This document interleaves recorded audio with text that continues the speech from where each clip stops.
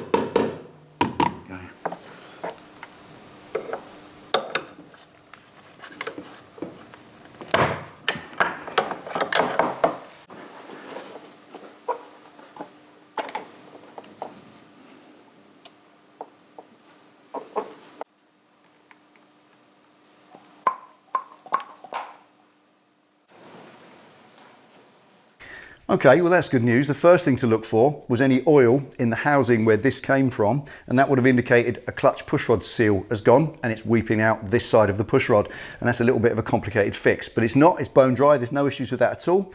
Absolutely happy. Now that means it's just all in the cylinder.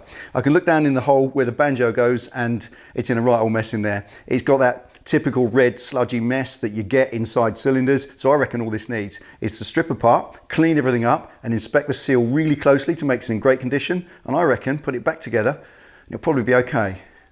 Let's see what it looks like inside.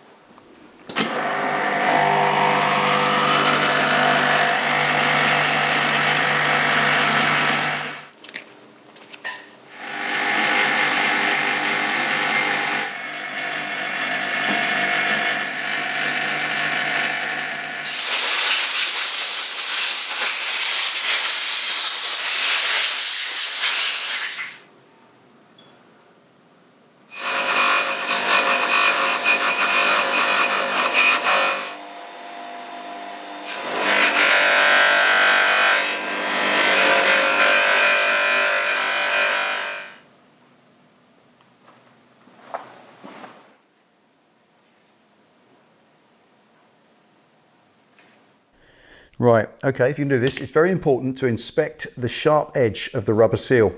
When they mould these little rubber seals, they're a lovely shiny finish. So if that's gone and they're kind of a flat finish, then that's started to wear.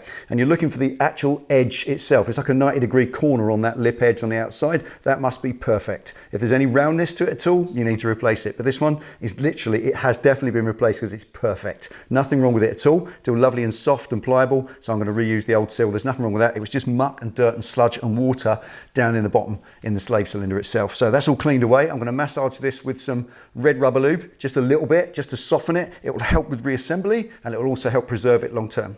So let's put it all back together, put it on the bike, bleed it up and see if we've cured it.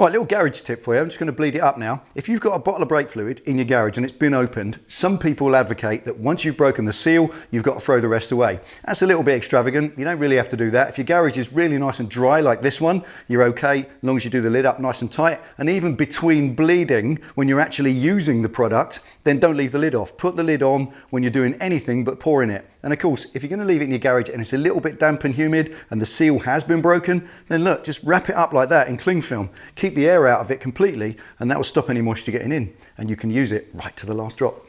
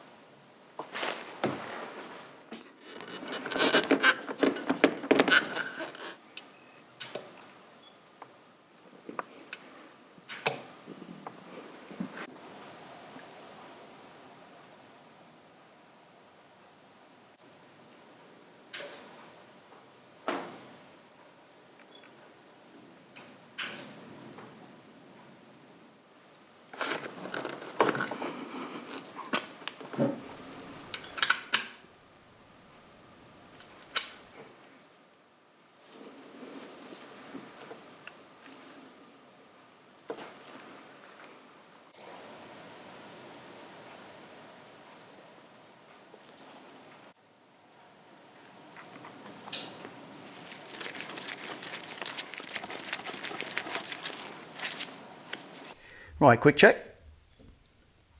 Nothing. No squelching whatsoever. There was all that sludge in the back of the clutch cylinder.